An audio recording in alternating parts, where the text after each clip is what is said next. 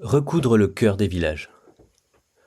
Vous connaissez cette grosse maison au cœur du village, juste en face de la mairie. Au rez-de-chaussée, il y avait le boucher, mais depuis qu'il a pris sa retraite il y a une quinzaine d'années, le rideau métallique est resté fermé. Les deux logements de l'étage sont aussi vides depuis quelque temps, laissant l'ensemble désœuvré. Elle pourrait être en Occitanie, dans les Hautes-Alpes ou dans l'Oise, cette maison. La couleur de la façade et les matériaux de toiture seraient différents, pas cette histoire qui se répète un peu partout. Mais cela n'est pas qu'un problème bâtimentaire. Son délitement déprime tout le centre, et il occupe un emplacement stratégique pour rien. Alors que les villages ont singulièrement besoin de lieux de commerce et services, mais aussi de logements, pour des jeunes travailleurs ou des retraités qui veulent sortir de l'isolement rural. Il faudrait donc réhabiliter tout ça, pour loger de l'activité au rez-de-chaussée et proposer quelques logements locatifs à l'étage. Mais comment mener de telles opérations ? D'abord, le marché n'est pas porteur et il faudra des décennies avant que les locations remboursent les travaux. Et puis cette opération très modeste ne permet pas les économies d'échelle, alors qu'elle reste complexe et risquée, comme tout travail sur l'existant. Et même si on arrivait à monter cette opération, qui voudrait devenir propriétaire et gérer les lieux ? L'affaire n'est pas simple, et c'est bien pour cela que les volets fermés se multiplient. Mais c'est pourtant à ce type d'opération que la SCIC Bien Commun a décidé de se consacrer. Revitaliser des petites villes et des villages en région Occitanie par la rénovation du bâti et la création d'une offre locative qui y fait souvent défaut. Elle accompagne les collectivités dans le montage de ces opérations et parfois les porte directement en devenant propriétaire. Alors il commence à peine, mais la recette de la réussite semble s'esquisser.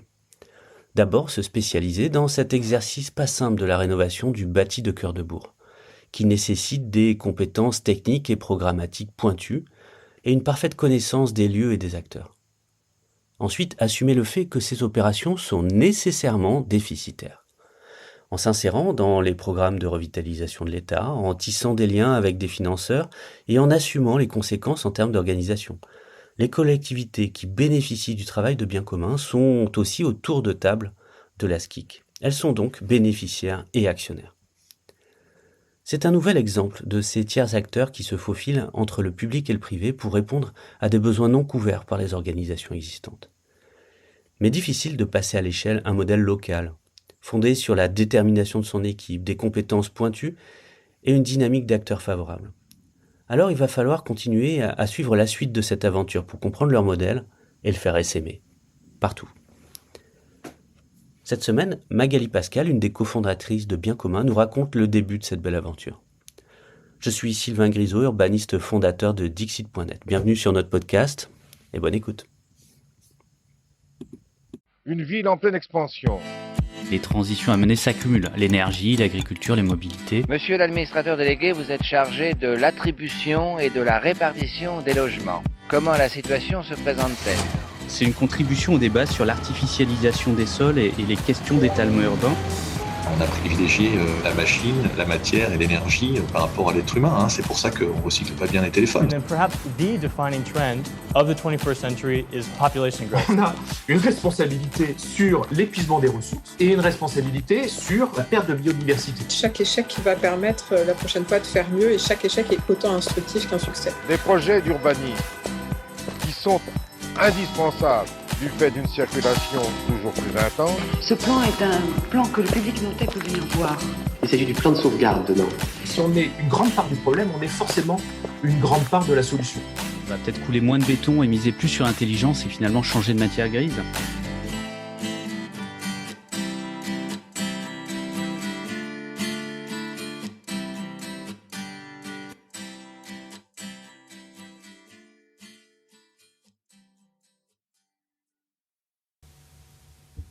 Magali Pascal, bonjour. Bonjour. Sylvain. Magali, tu es directrice générale de Bien Commun. Alors c'est une foncière rurale. Et si je lis même la plaquette, si je lis le site web de Bien Commun, biencommun.coop d'ailleurs. Tout à fait. Bien Commun, c'est une société coopérative d'intérêt collectif qui a pour mission d'œuvrer par la rénovation à la revitalisation des petites villes et des villages. On va expliquer tout ça point par point. C'est peut-être qu'on pourrait commencer par le début, c'est-à-dire par à la fois le problème et puis ce qui a fait que tu as cofondé avec d'autres cette foncière il y a un peu plus de 3 ans aujourd'hui. Alors pourquoi et comment quel était l'objectif? En fait, le pourquoi, on va dire qu'au début, il était un peu plus surfacique. C'était, on constatait des problématiques de vacances dans les centres anciens, dans les centres des petites villes, dans les villages. Voilà, c'était en fonction des statistiques, entre 1 et 2 bâtiments sur 10. Des problématiques de dégradation, de vétusté. Il y avait aussi les logements qui correspondaient pas aux caractéristiques de la population. On avait beaucoup de grands logements familiaux qui correspondaient aux anciennes structures familiales. Mais aujourd'hui, les familles, il y a du veuvage, il y a des divorces, etc. C'est plus du tout les mêmes structures, donc les bâtiments sont plus adaptés.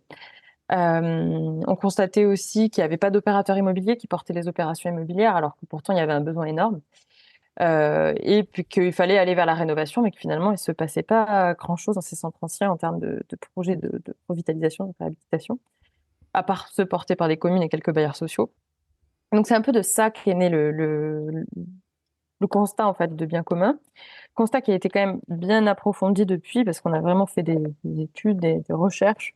Et on a publié un plaidoyer aussi sur ce volet-là. On a approfondi les liens de cause à effet, parce qu'en fait, ce constat finalement qu'on présentait comme le constat qui avait créé bien commun, et bien en fait, c'est un peu les symptômes. Mais derrière, il y a vraiment la phase immergée de l'iceberg qui est les causes, en fait, les vraies causes profondes qui sont l'aménagement du territoire métropolitain, l'impact du libre-échange sur l'aménagement du territoire, enfin voilà, toutes ces choses-là. Non, pas des petits sujets, mais je veux bien qu'on les aborde. Alors, c'est des sujets, on parle de rural, on parle de petites villes, on parle de villages, on parle d'un territoire aussi. On est à Toulouse ou on peut généraliser ces constats-là? Alors, c'est un constat qu'on a fait en Occitanie, mais je pense que ce constat, le grand constat peut aussi parfois se dupliquer sur d'autres territoires qui ne sont pas l'Occitanie, parce qu'on retrouve un petit peu les problématiques de désindustrialisation. Enfin voilà, c'est pas que l'Occitanie qui a connu ce genre de problématiques. Enfin, vous allez le voir, mais je pense que pas mal d'auditeurs vont reconnaître aussi leur territoire, même s'il n'est pas occitan. Alors, la création de la foncière, peut-être qu'on peut commencer par là. Donc, d'où ça vient, d'où ça te vient quelque part aussi. Qu'est-ce que tu fais là et qu'est-ce qui t'amène à te préoccuper à la fois de ces questions de dépérissement de centres des espaces urbanisés ruraux, mais aussi d'avoir envie de travailler là-dessus? Alors, c'est une bonne question. Je pense il y a plusieurs choses. En fait, moi, je viens du monde de la promotion immobilière, donc j'ai fait un master en aménagement et en promotion immobilière. Donc, j'étais plutôt destinée à travailler côté maîtrise d'ouvrage, mais plutôt côté maîtrise d'ouvrage privé. Et en fait, donc j'ai commencé une expérience professionnelle. J'étais promoteur immobilier et assez vite, en fait, je me suis embarquée dans la branche innovation de ces promoteurs-là. Donc, je faisais du développement d'opérations d'abord traditionnelles et puis de plus en plus, j'ai essayé de développer des projets innovants en travaillant d'abord sur des consultations aménageurs, parce que c'était là, en fait, avec les charges foncières bloquées, qu'on pouvait envisager des projets innovants sur le territoire. Là, c'était plutôt de la métropole. Et puis après, des Destine-moi Toulouse, ce genre de choses. Donc c'est ce volet-là qui m'a fait un peu me questionner un peu sur le modèle, en fait, finalement. Parce que sinon, c'était un peu limité sur le développement immobilier pour se questionner sur le modèle, je trouve. Et donc, se questionner sur le modèle, pourquoi? Parce que donc quand on essaie de faire de l'innovation chez des acteurs immobiliers plus classiques, c'est assez compliqué parce qu'en fait, les acteurs immobiliers, donc les promoteurs en l'occurrence, cherchent à avoir des niveaux de rentabilité équivalents sur des opérations innovantes que sur des opérations normales. Donc, c'est quand même assez compliqué. On le sait, la recherche et développement, c'est pas très rentable. Et ils n'ont pas, en fait, de pool comme, je sais pas, je dis n'importe quoi, les entreprises Decathlon ou peu importe les autres entreprises, mais qui peuvent avoir un budget pour la recherche et développement où on accepte de perdre de l'argent. Là, c'est pas le cas. Et donc, en fait, on imposait sur les opérations innovantes qui testent des matériaux, qui testent des nouveaux usages, etc., le même niveau de rentabilité que sur des opérations normales. Et donc, en fait, c'est pas possible, en fait. C'est très, très difficile. Et donc, on se retrouve à détricoter des projets qu'on a fait. Et voilà, et c'est un peu dommage, ou à vendre des choses qu'on n'est pas capable de faire. Et donc, voilà, c'était un peu en réaction à ça, je me disais, mais en fait, on peut pas faire d'innovation sans changer le modèle. Et donc, de là est partie la réflexion. Donc, comment on pourrait changer le modèle? Il faut changer tout le système, en fait, parce que dans ce système-là, je pouvais pas faire ce que je voulais faire. Et donc, on a essayé d'esquisser les contours d'un nouveau système. Et c'est là que la société coopérative d'intérêt collectif prend tout son sens et l'objet social aussi. Alors, en quoi est-ce que... rentrons là-dessus. Il y a un statut coopératif, mais particulier. La SKIC, c'est pas une société coopérative ouvrière de production. On est sur autre chose. Il y a d'autres parties prenantes qui sont autour de la table. En quoi est-ce que on a un statut là-dessus qui permet finalement de bien intervenir, ou en tout cas de mieux intervenir sur ces tissus particuliers qui sont donc des tissus de villages ou de petites villes? Alors la SIC, pour la présenter en quelques mots, en fait, c'est une société qui appartient à son territoire, c'est-à-dire que c'est une société qui regroupe en fait une multitude de parties prenantes, y compris des collectivités territoriales. Donc, c'est ce qu'on appelle le multisociétariat. C'est une société coopérative d'intérêt collectif, pardon, je ne l'ai pas définie. Donc d'abord, elle cherche un intérêt collectif, donc elle a une mission d'utilité sociale. Donc nous, c'est œuvrer pour la revitalisation des petites villes et des villages par la rénovation du bâti ancien. Donc cette mission d'utilité sociale, elle regroupe donc multisociétariat. Donc nous on a 5 collèges, mais dedans on peut y retrouver les salariés, les collectivités, les bénéficiaires, les partenaires économiques. Donc on a des architectes, des urbanistes au capital. Et en fait, toutes ces personnes ont un intérêt collectif. Et ensemble, en fait, dans la gouvernance de l'entreprise, avec toujours le système une personne égale une voix, on va construire ensemble un projet, en fait, et un modèle économique qui va chercher à répondre aux besoins du territoire. Et tout en étant dans un cadre non spéculatif, parce que c'est ça qui est hyper important, c'est qu'une part d'une SIC, nous par exemple c'est 100 €, ça ne varie pas. Ça peut varier à la baisse, mais ça peut pas varier à la hausse. Donc on ne peut pas... Pardon, excusez. Donc personne ne fera de plus-value en fait sur les parts du capital. Donc ça c'est vraiment un élément très important parce que c'est non spéculatif. Et en plus de ça, on met 100% de nos résultats en réserve. Donc ça c'est un choix. On est un peu au-dessus des coopératives d'habitude de ce type-là. Et donc on ne versera pareil jamais de dividendes. Donc en fait les personnes qui sont là, elles sont à la recherche d'un intérêt collectif, de répondre à un besoin du territoire sans rechercher de lucrativité quelque part. Donc c'est à la fois non lucratif, mais finalement on a des bénéficiaires qui sont les territoires, qui sont aussi autour de table, qui sont actionnaires de fait, de l'organisation qui va intervenir sur leur propre territoire. Alors, il y a toujours un plaisir à parler des statuts et des organisations, mais en fait, les organisations ne nous intéressent que parce qu'elles font des choses très concrètes. Quand on dit réhabiliter, revitaliser, etc., on parle de quoi en fait? On parle de quel type d'opération? Alors, on parle d'opérations, souvent c'est des bâtis vacants ou vétustes, des maisons de maître ou des maisons anciennes, très, très grandes souvent, qui sont plus du tout adaptées aux besoins du territoire, qui sont souvent vacantes. Alors la plupart des maisons qu'on a, elles sont vacantes depuis les années 2000. Donc là, par exemple, une opération, pour vous en citer une, donc on a Casemont-Denard qui fait 500 mètres carrés de surface de plancher. 500 mètres carrés de surface de plancher, excusez-moi, qui comprend 8 logements et 2 commerces, dont un multiservice en circuit court dans le projet de requalification. Et auparavant, en fait, c'était juste une grande maison avec un commerce en rez-de-chaussée, une boucherie. D'accord, donc c'est l'ancienne boucherie qui est fermée depuis sans doute des années, mais la maison est vide de toute manière, elle aussi depuis des années. Et donc on vient créer à la fois du logement, mais tu vas nous raconter aussi quelle typologie de logement. En tout cas, c'est le projet, c'est un projet en cours, c'est ça? C'est ça, exactement. Donc là, on est en phase de négociation des marchés de travaux. D'accord, oui. Donc le chantier n'est pas lancé, mais ça se précise. Et donc 2 cellules commerciales. Donc à la fois on crée du logement, mais on adresse aussi, on anime l'espace public. On est où dans le village? On est sur un point. Alors, donc Casemont-Denard, c'est un petit village de 1200 habitants qui est dans le Tarn-et-Garonne. C'est une petite ville de demain. Et donc là, on est en face de la mairie. Vraiment, c'est un des bâtiments stratégiques du projet de revitalisation parce qu'il est en face de la mairie, en face de la médiathèque, en plein cœur de bourg. Et voilà, ça va vraiment redynamiser le cœur du village. Alors, projet en cours, mais c'est un projet un peu typique de ce que vous voulez faire. Est-ce qu'on peut raconter le début de tout ça? C'est-à-dire, vous arrivez quand à cet endroit-là? Quel est le problème? Pourquoi vous? À quoi ça sert d'avoir une foncière dans le système, etc., etc. Il faut aussi qu'on dise ce qu'est Petite Ville de demain. Alors nous, en fait, on arrive... Donc à ce moment-là, on est tout neuf. Nous, on est créé en 2021, donc vraiment, on est tout neuf. Je pense qu'on les a rencontrés en 2022. Donc on rencontre la DDT. Et on présente un petit peu les bâtiments qu'on cible, parce que pour l'instant, à ce stade-là, on n'a pas encore d'argent, on est vraiment tout neuf. Enfin, ouais, non, je pense même pas qu'on avait clôturé une première levée de fonds. Donc vraiment, on s'était présenté. On présente les modalités imaginées d'intervention. Et puis, voilà, ce premier échange avec 4 interlocuteurs.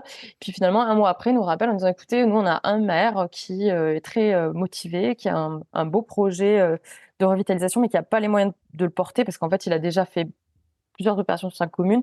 Il n'a pas les fonds nécessaires à porter ce gros projet. Donc, il cherche un partenaire. Puis, il y avait un autre acteur, on va dire, parapublic qui avait refusé en fait l'intervention. Et donc, ils étaient un peu le bec dans l'eau parce qu'ils n'avaient pas d'opérateur du tout pour porter ce projet de revitalisation. Ils disent voilà, donc on aimerait que vous veniez le rencontrer. Et donc, ils organisent un rendez-vous. Ça, c'était après le repas. Un rendez-vous avec le maire. Et donc, en fait, on se retrouve avec la moitié des conseillers municipaux, le maire, la DDT, tout le monde qui nous accueille. Voilà, et donc qui nous présente vraiment très bien ce projet, la vision qu'ils en ont, la manière dont ils ont envie de s'impliquer, ce qu'ils ont envie de faire, enfin, voilà, qu'ils ont envie que ça aille vite, etc. Et nous, bah, on se sent, voilà, on le sent, quoi. Et on se dit bon, bah, on y va. Pour l'instant, c'était vraiment assez théorique, hein. C'était le bâtiment qui cochait à peu près les cases, qui était aussi en bon état technique. On avait un environnement politique et technique qui nous semblait favorable. Voilà, donc on s'est dit bon, approfondissons par une étude de faisabilité, et puis on verra. Et puis voilà, ça s'est suivi son cours et toutes les étapes ont été validées. Et là aujourd'hui, on va bientôt acheter le foncier à l'établissement public d'Occitanie, quoi. D'accord, donc on a un intermédiaire qui est l'établissement public d'Occitanie qui est venu faire l'acquisition du bâtiment. C'est ça. Le porter pendant la durée d'élaboration finalement du projet. Et ça, c'est sécurisant, ouais, complètement. Pour autant, c'est des opérations sur lesquelles, in fine, vous allez être propriétaire. Tout à fait. Donc, il y a des travaux à réaliser, mais il y a l'acquisition d'un bien aussi, il y a du portage, de la gestion, etc., etc. C'est quoi le rôle de la foncière, en fait? Vous faites des études préalables sur la réhabilitation, vous définissez la programmation, mais la foncière, elle fait quoi? Alors, en fait, c'est même pas la foncière qui fait des études préalables parce qu'en fait, on a deux sociétés. On a une SIC, donc la SIC, c'est la société mère, la tête de groupe, qui, elle, est bureau d'études. Donc, elle fait des études pour les collectivités, sur la résorption de l'habitat insalubre, sur des études de programmation, des études sur qualification de friches, d'urbanisme transitoire. Donc, cette SIC, en fait, elle porte toute l'ingénierie, elle porte aussi tous les collaborateurs, les contrats de travail, les frais fixes, la location des bureaux, etc. Et cette SIC, elle a une filiale à 100% qui est la SAS, qui s'appelle la SAS La Foncière Rurale, qui, elle, a vocation uniquement à porter de l'immobilier, en fait. Et donc, c'est cette filiale qui va acquérir le bâti et qui va le conserver. Donc, ce qu'on appelle un véhicule de portage. Et j'ai oublié la question initiale, c'était justement ces questions de structure. C'était qui fait quoi, en fait? Ouais, donc c'est ça. Donc, c'est la foncière rurale qui est la foncière. Et avec quel capital? C'est-à-dire, comment est-ce qu'on finance tout ça? Alors, c'est la partie la plus compliquée, pour être tout à fait honnête. Comme souvent. Je pense que... Enfin, il y a beaucoup de choses qui sont complexes, mais ça fait partie des points les plus saillants, je dirais. Il y a toute la partie programmation, etc., choisir le bon usage pour le bâtiment, mais ça, c'est plutôt de la technicité, on est capable de le faire. Sur la partie, donc la foncière est une activité qui consomme beaucoup de capital, sans surprise, et donc il faut le trouver. Donc nous, en fait, on a fait deux. Donc déjà, il faut bien s'entourer. Donc on a fait des levées de fonds avec des partenaires experts. On a aussi été bien accompagné par le réseau de l'Union régionale des SCOP, etc. Une première levée de fonds qu'on a fait pour le bureau d'études qui était presque à 500 000 €. Donc, on a eu un prêt bancaire, des titres participatifs. Donc, les titres participatifs, c'est les obligations, en gros, des coopératives. Et des avances en compte courant d'associés de la part de plusieurs financeurs d'économie sociale et solidaire, donc France Active, IES, Scope Invest et la Caisse d'Épargne. Et là, donc ça, c'était vraiment pour le développement des activités de bureau d'études, avoir notre besoin en fonds de roulement et commencer à préparer la foncière. Et maintenant, là, on est en train de faire une deuxième levée de fonds qui est plus importante, dont l'objectif est de renforcer en fait le fonds de roulement et le développement de la foncière rurale. Donc, le minimum, c'était 200 000, le maximum, c'est 400 000 en titre participatif. Donc là, aujourd'hui, on est à 300 000 sur l'ITA. Donc, on espère aller chercher les 100 000 qui nous manquent. Et après, il y a tous les financements de l'opération immobilière. Donc, on a un prêt structurel avec la Caisse d'Épargne. On a de la subvention publique et des fonds propres, mais qui viennent des titres participatifs. Et voilà, c'est les 3 grands postes de financement, donc c'est de l'ingénierie financière complexe.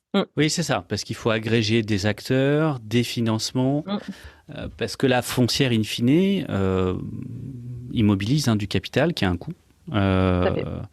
Et elle loue donc aux occupants, tout ça. Il y a un horizon de sortie, il y a une volonté de sortir à terme. C'est quoi la stratégie a priori, on est au début de ce processus. Alors, pour l'instant, on n'est pas encore figé sur cette. Nous, idéalement, on aimerait garder. Pourquoi? Parce que c'est des opérations qui sont coûteuses. Il faut amortir l'investissement à long terme, clairement. Et donc, il y a une volonté de garder. Maintenant, on n'est pas sûr de pouvoir le faire parce que comme ça consomme beaucoup de capital. Donc, si les financeurs devront être remboursés à échéance, il faudra peut-être qu'on vende une partie du parc pour rembourser les financeurs qui ont financé 7 ou 10 ans auparavant. Donc ça, c'est possible. Et si on venait à revendre, la stratégie, c'est de dire, en gros, en 1, on revend la commune, en 2, on revend un bailleur social, en 3, on revend à des accédants de la propriété, pour garder l'esprit en fait du projet. Oui, d'accord. Alors là, je trace un peu je pose des questions moyen long terme, alors qu'on n'en est pas là. On est quand même, on est au début. Pour autant, il y a ce projet-là, mais il y a aussi d'autres sujets qui sont des sujets soit sur la partie conseil, soit aussi sur l'opérationnel. On peut donner peut-être en termes d'illustration pour voir un peu les typologies de sujets, parce qu'on est vraiment, et c'est ça qui m'intéressait. On n'est pas sur des très gros objets, donc c'est aussi une ingénierie du micro. Et puis on n'est pas non plus dans des territoires sur lesquels on trouve d'habitude des opérateurs immobiliers. C'est ça, exactement. Vraiment, il y a une vraie carence d'opérateurs immobiliers, surtout sur ces petites opérations.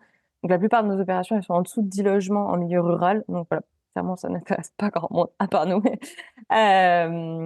Donc je voulais que je vous donne, je sais pas, 2-3 exemples de choses qu'on est capable de faire. Alors, un premier exemple sur La Française, qui est aussi une opération dans le Tarn-et-Garonne, petite ville de 2600 habitants. Là, on accompagne la transformation d'une ancienne gendarmerie impériale, qui est vacante aussi depuis un certain temps, qui a des petits problèmes structurels, soit dit en passant, en habitat inclusif de 10 appartements. Donc, on va refaire c'est une réhabilitation globale. Qui est portée par la mairie, qui est très courageuse en maîtrise d'ouvrage direct pour faire 10 appartements et centaines de mètres carrés d'espace commun, les jardins partagés, etc. Donc voilà un peu une type opération senior autonome. Donc là, vous, dans le montage, en fait, vous accompagnez, vous amenez une ingénierie, mais la foncière n'a pas vocation à intervenir. Non, en fait, nous, c'est un peu l'inverse des opérateurs normaux. Nous, dès qu'on peut ne pas y aller, on n'y va pas. En fait, dès qu'il y a quelqu'un d'autre qui est motivé pour être maître d'ouvrage, on l'accompagne, on l'aide, on met à disposition notre ingénierie. Mais voilà, on vient que quand il y a vraiment personne. Pourquoi? Parce que en fait, la foncière elle a juste vocation à combler un besoin mal satisfait. Et s'il y a des opérateurs, c'est super. Et parce qu'aussi, on n'a pas des moyens illimités. Lever de l'argent, ça consomme de l'énergie beaucoup.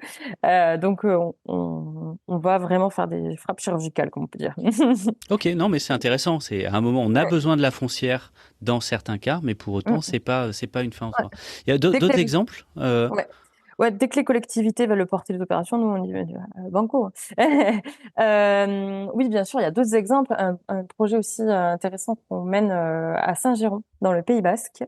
Dans l'Ariège, pardon, excusez-moi, c'est vendredi après-midi. Dans le 09. Donc là, c'est plutôt un projet d'aménagement. Et ça, c'est des projets spécifiques qui sont des projets, peut-être, vous avez déjà entendu parler de RHI Tirori, résorption de l'habitat insalubre, traitement de l'habitat indigne et opération de restauration immobilière. Donc, ce nom est un peu barbare. Et là, on parle en fait d'opérations d'aménagement d'ensemble qui visent en fait la sortie de quartiers entiers en fait de situations de logement insalubre dangereux. Et donc, c'est des immeubles qui sont sous arrêtés de péril, de mise en sécurité ou d'insalubrité. Et donc, on fait une méthodologie de montage d'opérations immobilières spécifiques pour aller chercher des financements qui sont vraiment très structurants de l'ANA et requalifier des quartiers qui sont très dégradés. Et là, on va venir faire du logement pour les jeunes, du logement aussi pour les seniors. Donc là, c'est plutôt une opération d'aménagement. On est plutôt sur entre 50 et 70 logements et puis des programmations tertiaires. Voilà, c'est des projets très complexes parce que c'est du quartier ancien, c'est du site occupé, c'est des immeubles dangereux. c'est que de la réhab avec des démolitions sélectives. Donc c'est très très fin le travail d'aménagement et on est très content de travailler avec ISM, qui est un bureau d'études d'urbanisme, qui sont urbanistes et architectes et géographes, pour ne pas les. Aujourd'hui, donc toute une série de projets, mais on voit, c'est pas du si petit que ça finalement. Il y a de tout. On a du tout petit aussi. On a des moins de 3 logements. D'accord. Non, mais c'est donc une grande diversité, mais dans des situations complexes, dans l'existant, dans l'habité, dans des tissus, dans des marchés détendus, donc sans la capacité de faire ce qu'on veut, parce que de toute manière, il y a des valeurs, etc., etc. On est en train de parler d'hypercomplexe, on est en train de parler de secteurs finalement délaissés par la fabrique de la ville, faute d'économie. Ça veut dire que aujourd'hui, c'est quoi les conditions de réussite? Alors, on est à des étapes précoces, mais déjà, c'est quoi vos premiers apprentissages finalement? Qu'est-ce que vous avez appris et qu'est-ce que vous pouvez nous apprendre de ces premières opérations? Voilà, qu'on peut regarder, qui sont en général soit des opérations hyper portées par des municipalités très dynamiques, mais ça reste des cas d'exception, soit tout simplement des secteurs qui s'enfrichent dans le cœur des bourgs. Alors, je pense qu'il y a plein de... On vient de faire un retour d'expérience de 1 heure ce matin à l'établissement public foncier d'Occitanie, justement, sur ça. Mais il y a beaucoup de choses, mais on va dire si on doit en retenir les principaux, je pense qu'en un, il y a l'équipe. Mais une équipe avec une mobilisation et une pugnacité quand même assez développée. Et quand je parle de l'équipe, c'est à la fois la collectivité. Il faut des gens qui soient un portage politique, des techniciens qui soient vraiment motivés, qui suivent le projet, qui cherchent à lever les verrous, qui mobilisent aussi tous les acteurs, l'État, la région. Donc voilà, on peut pas faire tout seul. Il faut que tout le monde soit embarqué avec nous et voilà. Donc ça on va dire il y a l'équipe collectivité, mais voilà, et partenaires publics associés. Il y a l'équipe technique, et là c'est pareil, c'est des géographes, on en a parlé tout à l'heure, urbanistes, architectes, bureau d'études structure, géomètres, bureau d'études fluides thermiques environnement. Là, petite dédicace à la Scope Ecozimut.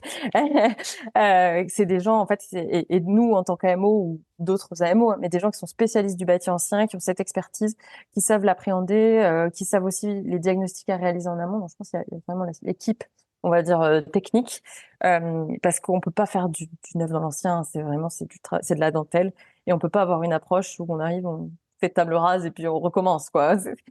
Oui, donc à la fois un tissu d'acteurs favorables et mobilisés, hyper mobilisés, mais aussi des compétences métiers. Ça, c'est un peu de questions différentes, spécifiques à ces objets-là. On va évidemment confirmer d'autres tours qu'on a pu avoir de ça. Ok, conditions de réussite, on n'a pas fini, je pense. Non, les partenaires publics, on en a parlé, mais pour moi, il y a aussi tout ce qui est établissement public foncier, mécanisme de minoration foncière, il y a l'engagement des DDT, on en a parlé, pour avoir les agréments, pour avoir tout ça. Donc vraiment la mobilisation d'un tissu partenarial public qui va venir solvabiliser l'opération, en fait, est indispensable. Donc je pense que c'est vraiment... Nous, on a eu des super personnes qui nous ont... Alors on peut poser des mots sur les choses, c'est-à-dire des opérateurs publics qui ramènent de l'argent, qui ramènent du financement. Alors, c'est pas forcément du financement. Par exemple, la DDT, elle va nous épauler dans le montage de nos dossiers de subventions publiques. Donc, ça va plutôt être de la pure ingénierie. Ça peut être d'autres acteurs régionaux. Je pense par exemple à l'ARAC. Là, on a des points avec eux pour qu'ils nous aident sur les volets juridiques. Voilà, ça peut être ça. Ou notre avocat fiscaliste. Ou sur les régimes des aides d'État. Je dis ça. L'établissement public foncier aussi qui peut nous appuyer sur les points juridiques, qui peuvent aussi faire de la minoration foncière. Donc là, ils vont pas venir nous donner de l'argent, mais ils vont venir réduire le coût du foncier par un mécanisme qui est le propre à Oula. Et après, il y a en effet ce volet financement qui est la NCT qui va dont on est lauréat du fonds de restructuration de collectivités. Il y a le fonds vert de l'État, il y a le fonds friche de la région, il y a Action Logement. Enfin, il y en a plein qu'on va pouvoir mobiliser pour financer finalement ce surcoût de réhabilitation. Donc, et ça, c'est le dernier point qui est indispensable, c'est des subventions solvabilisantes, structurantes. Et en fait, on a besoin de grosses subventions sur ces projets-là. Et donc, il faut solvabiliser ces opérations. Donc, il faut des gros fonds comme le fonds Friche, comme le RFI Tirouri, qui vont venir subventionner massivement les opérations de renouvellement urbain. Parce qu'on est sur des opérations qui, sans surprise, sont complexes, chères et dans des marchés détendus, donc déficitaires par nature, qui coûtent plus cher que construire du neuf juste à côté, mais de toute façon dans des territoires où la valeur de l'immobilier permet pas de sortir des marges des opérations. De façon importante, ça veut dire que vous ne travaillez finalement, alors en amont ou de façon opérationnelle directement, que sur des opérations déficitaires. Les promoteurs, ils sont pas bien là. Quand ils écoutent ça, ils sont pas bien. Non, mais c'est ça. Est-ce qu'on part en courant, etc. Moi, je rappelle souvent que on n'a jamais demandé aux écoles publiques d'être rentables, pour le coup. Et une bonne partie de l'aménagement public, ou l'essentiel d'ailleurs de l'aménagement, est finalement un cadre d'investissement public, parce qu'on travaille aussi sur du long terme. Alors, pour autant, le fait d'être dans ce champ-là particulier, ça vous positionne, vous, finalement, pratiquement comme un opérateur de service public. Ben, c'est ça, en fait. C'est un peu, c'est délicat parce que on vient en fait combler. En fait, l'objet de l'économie sociale et solidaire, c'est de venir combler un besoin mal satisfait. Mais aujourd'hui, ce besoin, il est mal satisfait aussi par la carence parfois d'intervention du secteur public. Et donc là, on est un peu, aussi, on vient pallier un manque. Et donc la SIC, et en plus du fait qu'elle ait la possibilité d'avoir des collectivités au capital, ça rapproche vraiment du parapublic, quoi. Oui, quelque part, vous travaillez, enfin, on est bien sur un travail parapublic en effet, et de toute manière, il y a bel et bien les territoires bénéficiaires qui sont autour de table de l'organisation. Donc une organisation particulière qui est aussi en cohérence quelque part avec le fait de travailler dans des territoires particuliers, avec des opérations qui sont très largement subventionnées, ce qui nécessite une gouvernance particulière. On en est où en fait aujourd'hui pour vous dans cette aventure? On est au tout début, on l'a dit, 3 ans sur des opérations qui par nature sont longues parce que complexes. C'est que le début des choses. C'est quoi les prochaines étapes? Quand est-ce qu'on visite quelque chose? C'est quoi les rendez-vous, les rendez-vous marquants pour vous, à la fois sur la partie conseil et sur la partie foncière? Alors sur la partie foncière, la prochaine grande étape, alors, il y en a plein, mais si je dois en citer quelques-uns, c'est on va lancer le chantier normalement en octobre. On va acheter le foncier et lancer le chantier en suivant. Donc ça va être la pose de la première pierre et le démarrage des travaux. Et ensuite, la grande étape suivante, ce sera la location des logements. On espère, donc on visite en septembre 2025, voire en décembre si on prend un peu de retard. Et donc on loue les logements en suivant. Je pense que ça va être une grande étape pour nous aussi. C'est l'accomplissement de beaucoup de choses. Donc ça, c'est sur la partie foncière. Sur la partie bureau d'études, en fait, il y a autant d'échéances que de projets, mais il y a des grandes étapes qui arrivent. Là, on a nos premiers marchés de maîtrise d'œuvre qui sont publiés en tant qu'AMO. Donc, je pense à la Française, je pense à Haute-Rive aussi, qui est un projet qui arrive, une belle maison en centre ancien, qui est une maison de maître sur lequel on va venir faire vraiment un immeuble mixte, qui est porté par la collectivité, l'OPH 31, avec l'habitat inclusif, des commerces, des bureaux, des salles de réunion, voilà, un objet très mixte et très, on appelle ça, pas iconique, mais voilà, un peu totem à l'entrée de la ville. Donc ça, il y a ces marchés de maîtrise d'œuvre. Et après, il y a de l'urbanisme transitoire aussi qui sort là en ce moment. Donc on a notre premier tiers-lieu rural qui est en phase d'urbanisme transitoire dans le Pays Basque. C'est un ancien collège des bonnes sœurs. D'accord. qui va devenir café associatif et espace de vie sociale le temps de plusieurs étés, le temps que se transforme en un tiers-lieu et du logement social porté par normalement la communauté de communes et la communauté d'agglomération, pardon, et Habitat Sud-Atlantique. Vous avez la volonté, enfin, en tout cas à ce stade, on verra dans 15 ans quand vous serez 200, mais la volonté de sortir du territoire, enfin, c'est quoi, quelle est l'ambition par rapport à ça? Alors, notre point de vue sur ça, c'est qu'en fait, chaque territoire a ses spécificités, aussi bien sur l'aspect technique que programmatique. C'est-à-dire que on est sur un objet qui est spécifique, le bâti ancien, avec des spécificités locales. Les matériaux sont pas les mêmes. Comment on traite le bâti ancien, c'est pas pareil sur une maison en Occitanie, dans la région Occitanie, c'est pas pareil. Alors au Nord-Pas-de-Calais, on connaît pas forcément. Ouais. Et donc en fait, on est pareil en termes de programmation, de manière de vivre, de connaître aussi les pratiques des habitants. On estime qu'on n'est pas forcément compétent pour aller créer une filiale en Bretagne, au Nord-Pas-de-Calais. On connaît pas suffisamment leurs pratiques. Du coup, on voit pas en fait un truc centralisé où on va créer des antennes. On voit plutôt à la limite qu'on a une méthode, mais cette méthode, elle peut s'appliquer à des spécificités régionales. On peut donner la méthode, mais après chacun fera comme il est judicieux de le faire sur son territoire, et peut-être d'accompagner des gens qui sont déterminés sur d'autres territoires pour faire la même chose. Voilà, déterminé, je pense que c'est le bon mot.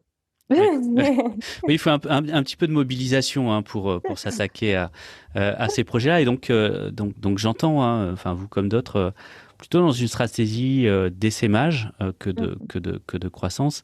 Ce qui pose pas mal de questions, parce que beaucoup le disent et peu arrivent à le faire. C'est-à-dire comment est-ce qu'on capitalise, comment est-ce qu'on arrive à passer le relais, comment est-ce qu'on arrive à expliquer finalement les apprentissages qu'on a pu avoir sur un territoire à d'autres qui se le réapproprient. On sera donc présent fin 2025 pour la livraison des logements, à l'évidence. Mais d'ici là, est-ce que tu as quelques conseils de lecture sur ce sujet ou en ouverture? Alors déjà, vous pouvez lire en long et en large à travers notre page Lita pour pouvoir participer à notre levée de fonds. Non, je rigole. D'accord. Ah ouais, non, on sera attentif. Ouais. C'est pas de la littérature, mais non, c'est pas de la littérature, c'est une blague. Non, je pense à un livre que j'ai beaucoup aimé qui s'appelle Voyage en Misarchie. En fait, c'est un essai d'Emmanuel Dauquès. Alors, je saurais pas vous dire exactement le titre. Je pense qu'il est professeur dans une grande université. Donc on cherchera, il n'y a pas de... Voilà.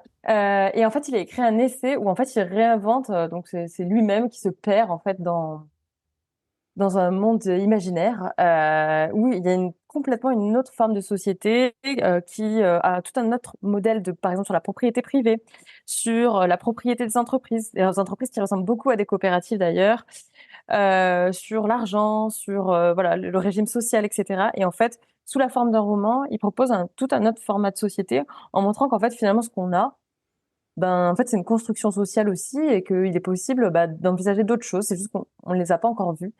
Et je trouve que son livre est très intéressant sur ça et il questionne voilà, le rôle du dirigeant dans l'entreprise aussi. Je pense que ça peut faire réfléchir aussi des personnes qui se posent des questions sur ces volets-là. Et sinon, un autre superbe livre qui est le guide des procédures de lutte contre l'habitat insalubre. Ah d'accord. Ouais. Si vous ennuyez là le week-end, c'est super. Ou le soir quand on a des soucis pour s'endormir. Alors voilà, on mettra tout ou partie peut-être de ces références dans le commentaire du podcast. Et puis on manquera pas de suivre les aventures de cette SCIC bien commun, donc en Occitanie. Magali, Pascal, merci beaucoup. Merci à vous, Sylvain. Et à bientôt. À bientôt. Au revoir.